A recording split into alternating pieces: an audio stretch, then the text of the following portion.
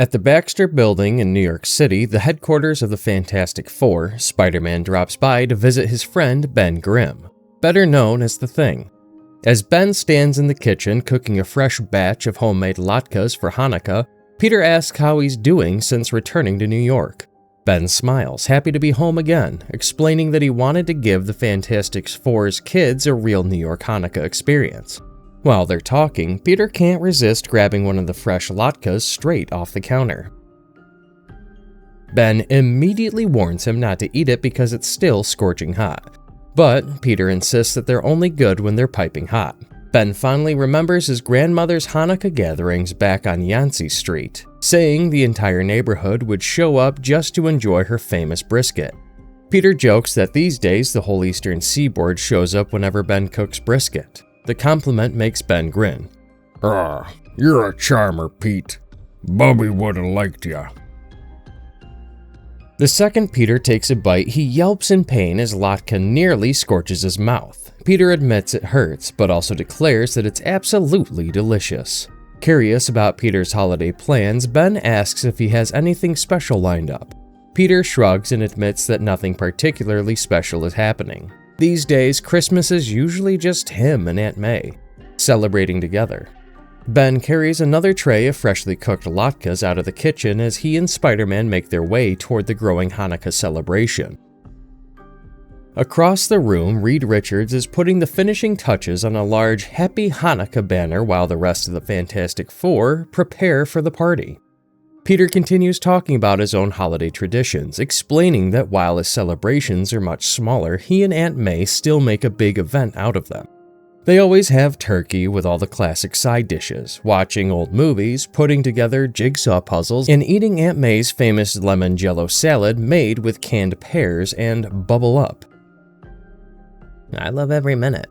Unable to resist, Peter sneaks another latke from Ben's tray. Just then, the front doorbell rings. As guests begin arriving, Sue reminds Peter that he'd better put his mask back on.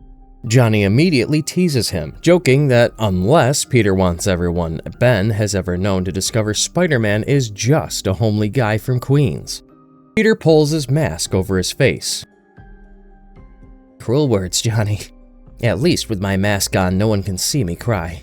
At that moment, Nikki, Ben Grimm's adopted daughter, tells Spider-Man that she doesn't think he's homely at all. Touched by the compliment, Spider-Man simply replies, "Thanks, Nikki." As more and more guests pour into the Baxter building, Ben Grimm happily stations himself near the entrance, greeting everyone personally. One of the first arrivals is She-Hulk. Ben greets her with a warm hug, wishing her a happy Hanukkah. Ben also greets Jack of Hearts, making sure everyone feels at home. Looking around the crowded room, Spider-Man is amazed by how many people have shown up. He remarks to Sue that Ben's holiday party seems to get bigger every single year. The stream of visitors doesn't stop. Ben continues calling out cheerful welcomes as more familiar faces arrive, excitedly greeting Mary and Marcia as they walk through the front door. Peter notices them and asks Sue if that is actually Volcana. Wondering if they should be concerned, Sue simply says, "Probably, but she was invited." Alicia watches her husband enthusiastically welcoming everyone with a proud smile. She jokes that she's married to the most magnanimous man alive and says that at this rate, Ben will probably invite the entire Yancey Street gang to next year's celebration. Before Peter can respond, his phone suddenly begins to ring. The caller is Aunt May. Since the party has become so loud, Peter answers the phone and apologizes, telling May to give him a moment because it's far too noisy. He slips away from the crowd, looking for somewhere quiet. Trying to make sense of what she's saying, Peter asks if she's mentioned something about the new shoes or bad news. May quickly corrects him. It's actually wonderful news. She's finally saved enough money to take the cruise she's always dreamed of. Even better, the trip leaves over Christmas. Peter is caught completely off guard. "You're going over Christmas?" Standing nearby, Ben Grimm can't help overhearing part of the conversation. May reassures Peter that this is actually a good thing. She tells him she's giving him a break this year instead of making him spend Christmas entertaining an old woman and eating lemon jello. She wants him to enjoy the holiday with his friends, maybe even with someone special. Although Peter forces a smile, he's clearly disappointed. He tells May to have an amazing trip and insists she doesn't need to worry about him because he's already buried under Christmas invitations. After wishing each other well, Peter hangs up. Ben notices the change in Peter's mood and asks if everything's okay. Peter brushes it off. Ben, yeah, all good. I think I'm gonna head home early. One too many latkes, if you know what I mean. Ben doesn't press the issue. Instead, he smiles and thanks Peter for coming, telling him it's always good to see him. Leaving the Baxter building behind, Spider-Man swings through the New York skyline, making his way back to his apartment. His eyes drift to a wrapped Christmas present. The gift is neatly labeled May, a reminder that he had already planned to spend the holidays with his aunt. After standing there for a moment, Peter lets out a long, disappointed sigh. Without saying a word, he reaches over and switches off the lights, leaving the room in darkness. The next morning, Peter is jolted awake by the sound of his phone ringing. Still half asleep, he answers with a groggy voice, barely able to keep his eyes open. On the other end is Captain Marvel. Assuming it must be an emergency, Peter immediately asks if she needs him to punch somebody or, more likely, get punched by somebody. Instead, Carol surprises him with an invitation to the Avengers holiday party, which is being held aboard the Impossible City, the Avengers' living orbital headquarters. Peter is caught off guard and points out that he's not even an Avenger anymore. Later, Peter arrives at the Invisible City dressed for the occasion. Captain Marvel greets him, telling him that once someone has been an Avenger, they're always an Avenger. Peter jokes that if that's true, he doesn't understand why the headquarters security robots felt the need to scan him so thoroughly on the way in. Carol laughs and says that's simply how the security system shows affection. She encourages Peter to help himself to the food, explaining that the Impossible City knows how to throw a party. Looking around, Peter jokes, "Must be nice to have a sentient headquarters who also acts like a butler and party planner. I don't even have a smartwatch." Before walking away, Carol reminds him to keep his voice warmed up because everyone will be caroling later. Peter gets surprised that she actually made a joke. Watching her leave, he jokingly calls after her, asking if Captain Marvel just made a joke and declaring that it must be a Christmas miracle. Looking at the incredible spread of floating alien food, Peter jokes that he picked the wrong time to be an Avenger because they never had fancy space food when he was on the team. Before he can explore much further, Tony Stark spots him from across the room and enthusiastically walks over to greet him with a hug. Peter looks at Tony's armor and asks, "Wait, is this a costume party? Glad to hear it. I hate to stand out." Tony laughs and explains that it isn't one. They've simply come straight from dealing with another galactic conflict.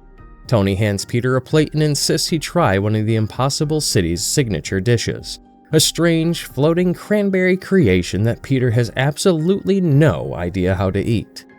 While Peter awkwardly studies the food, Tony asks about his Christmas plans and mentions that some of them are going skiing. He even asks if Peter skis. Peter asks if he really seems like the type of person who goes skiing. Tony points out that Peter also doesn't look like someone who sticks to walls, yet he manages that just fine. Before Peter can respond, Tony starts brainstorming improvements to Spider-Man's costume, suggesting he build him a winter suit with special insulation. Within seconds, his imagination escalates to the point where he's talking about powering it with a miniature nuclear reactor, instead of ordinary insulation.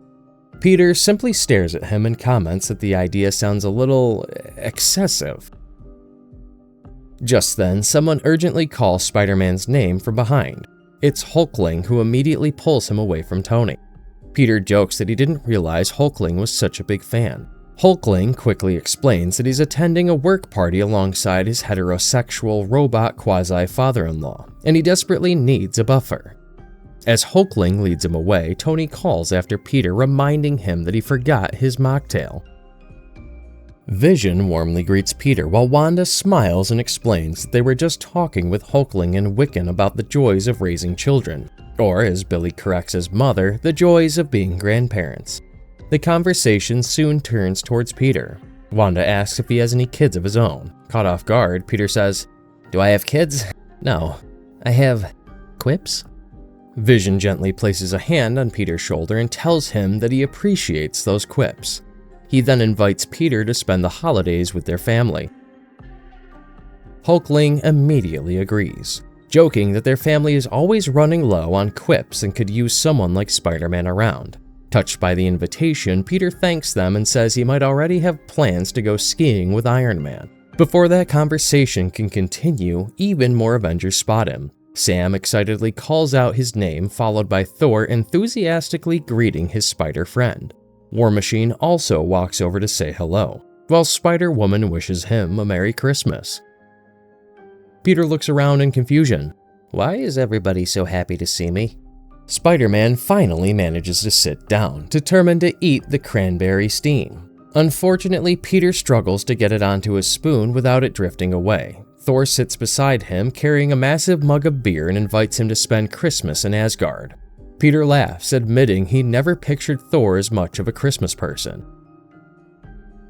Thor proudly explains that the son of Odin never passes up any noble holidays. Just as Peter starts trying to eat again, Sam launches into a story about Doombot. The moment the conversation ends, Mockingbird approaches Peter. Hawkeye calls out for her from across the room. Mockingbird apologizes and tells Peter not to go anywhere because she needs a buffer. A little later, Peter finds himself hanging upside down from a web line as he carefully places the star on top of the Christmas tree. Looking up at his work, Captain Marvel comments that it's just a little crooked. Peter glances down at the room full of superheroes and points out that almost everyone there could have done the job themselves. No sooner has he climbed back down than Hellcat walks over and invites him to her Rager. She admits she loves the holidays because they drive her ex crazy. Peter appreciates the invitation, but he's already been recruited to mediate some family therapy for Wanda and Vision. Across the room, Jarvis mutters to himself. "Relax, Jarvis," they said. "Just enjoy the party." But then, who forgot to make Clam's Casino? Just when Peter thinks he finally has a chance to eat, another voice calls his name. It's the impossible city itself. The city asks Spider-Man not to go anywhere because it also needs a buffer. As the party continues, everyone eventually gathers together for Christmas caroling. The room fills with cheerful voices as the Avengers begin singing Jingle Bells. Once the singing is over, Peter goes right back to his ongoing battle with the floating cranberry steam. Get in the spoon, stupid cloud food. Before he can finally succeed, Tigra walks over. Without saying a word, she leans in and sucks the floating dish right off of Peter's plate. Peter just watches it in complete disbelief as Tigra smiles and walks away, leaving him with an empty plate. A little later, Peter sits down beside Shang-Chi and tries to break the ice, asking if anyone has already made a 5 golden rings joke yet. Shang-Chi doesn't react to it at all. Instead, he simply asks him not to go anywhere because he needs a buffer. Now, sitting beside Doctor Strange, he says that while he'd love to spend Christmas in a dimension of dreams, he already has plans with Hellcat, who's throwing a rager. A little later, Peter runs into Hawkeye, Black Panther, and Wonder Man and proudly announces, "I was totally a defender." Hawkeye immediately replies that he doesn't remember that before asking Black Panther if he does. Black Panther calmly says he doesn't remember either and turns to Wonder Man for confirmation. Wonder Man simply says, "Nah." Refusing to give up, Spider-Man quickly changes his story, insisting that he was actually a secret defender, earning a sarcastic, "Oh sure," from Hawkeye.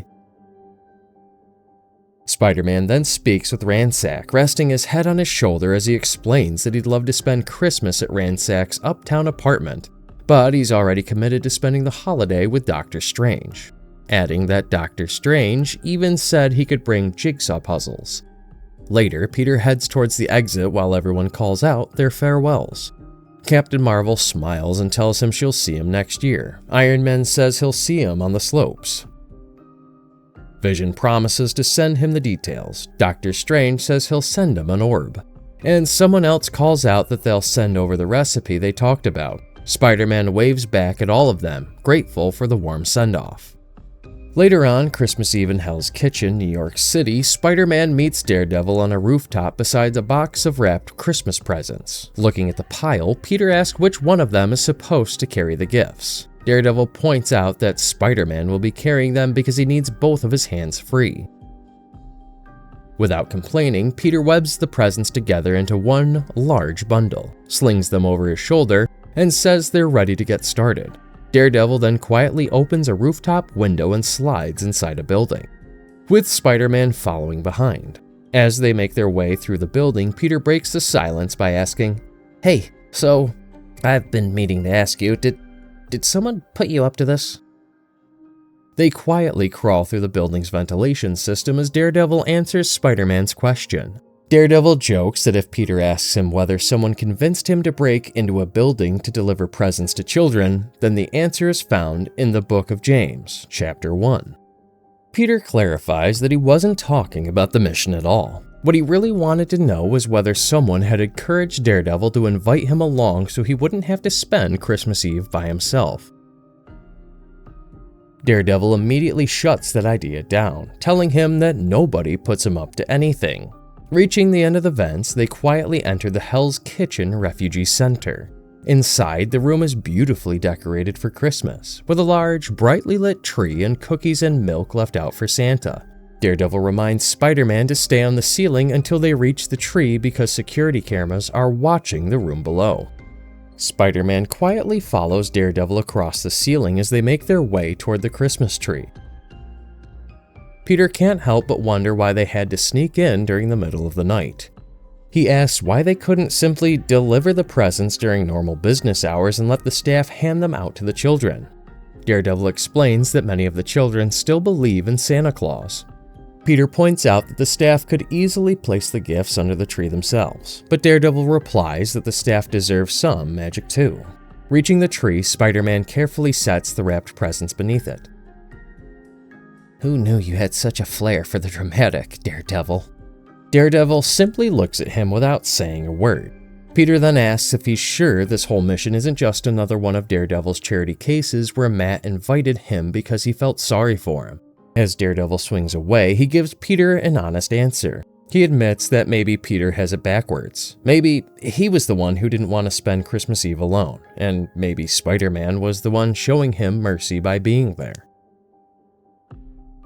Later on Christmas Day, Peter arrives at the airport at New Orleans, where someone calls out to him the moment he arrives. It's Wolverine, joking about Peter finally deciding to honor them with his presence.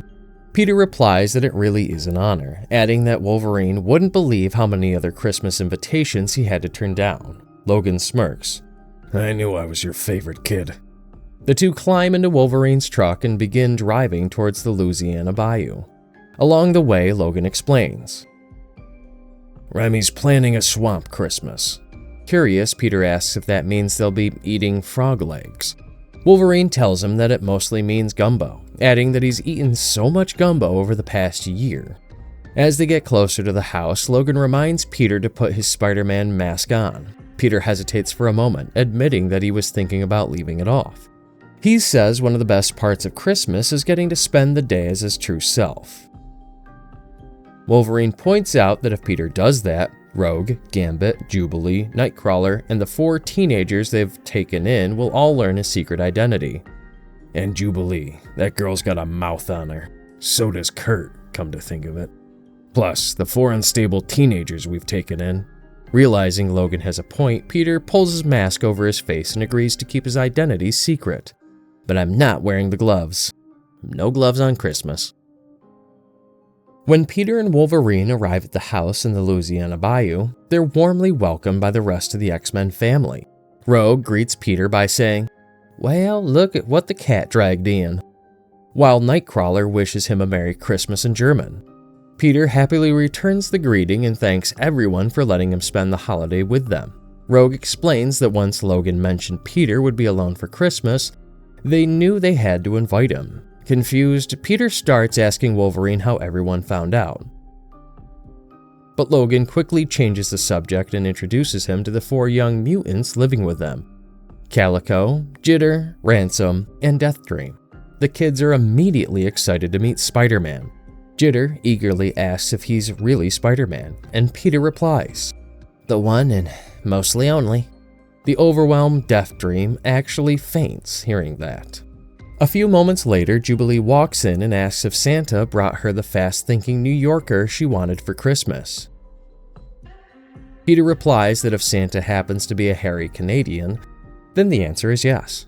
The two happily greet each other before Peter heads farther inside. In the kitchen, Gambit is busy finishing Christmas dinner and tells Peter he arrived at the perfect time because everyone is just about to eat. Peter thanks him and hands over the salad he brought with him. As everyone gathers around the table, Jubilee introduces Peter to Angelo and Jono. Before the conversation can go much further, Rogue warmly reminds everyone that Christmas is about making room for more people, saying the more, the merrier. She then grows a little emotional, wishing more of their friends could be there to break bread with them. Seeing this, Gambit gently places a hand on her shoulder and reassures her that the table is already full of family before wishing everyone a Merry Christmas in French. As Christmas dinner continues, Peter can't stop praising Gambit's cooking. After tasting the gumbo, he jokes that the three wise men should have brought gumbo instead of myrrh. When Rogue and Gambit look at the salad Peter brought, Rogue stares at it in confusion and points out that it looks more like a dessert, while Gambit says, "He looks like a jellyfish."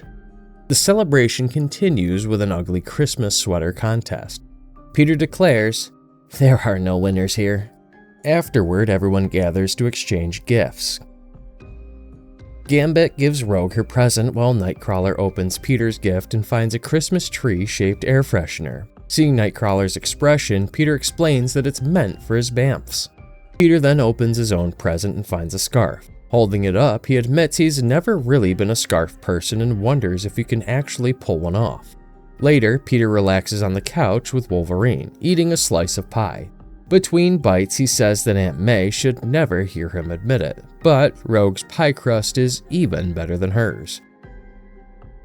Logan, hearing this, asks, "You're missing her real good, huh, bub?" Peter admits that he is, but he says he's glad she's enjoying herself on the Caribbean cruise. He adds, "It wouldn't be my first choice for Christmas. I like the snow." Overhearing the conversation, Rogue walks over and asks if he'd rather spend Christmas in Alaska. Peter assures her that he's perfectly happy right where he is, declaring that Swamp Christmas suits him just fine. Rogue smiles. "You know, the nice thing about Christmas in the South is it's the perfect weather for..." With that, everyone heads outside for a friendly game of baseball. Spider-Man steps up to the plate, unable to hide his excitement.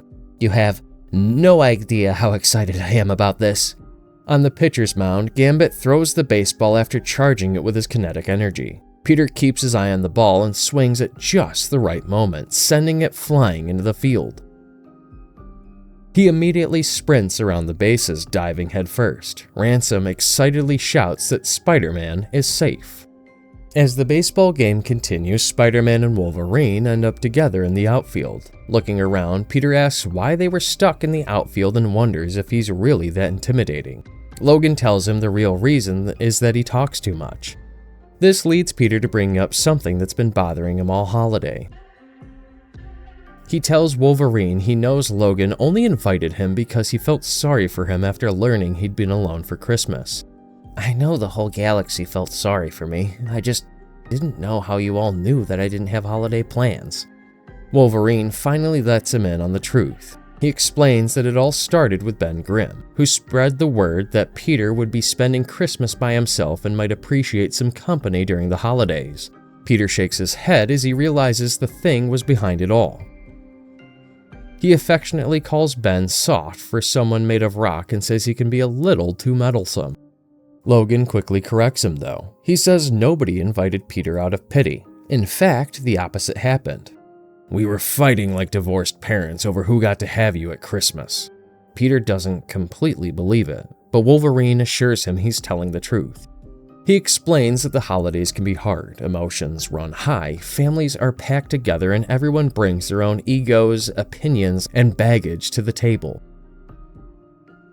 Even if Logan doesn't appreciate Peter's sense of humor, he admits that Spider-Man has a way of making any room lighten up simply by being there. Then Wolverine says something Peter never expected to hear.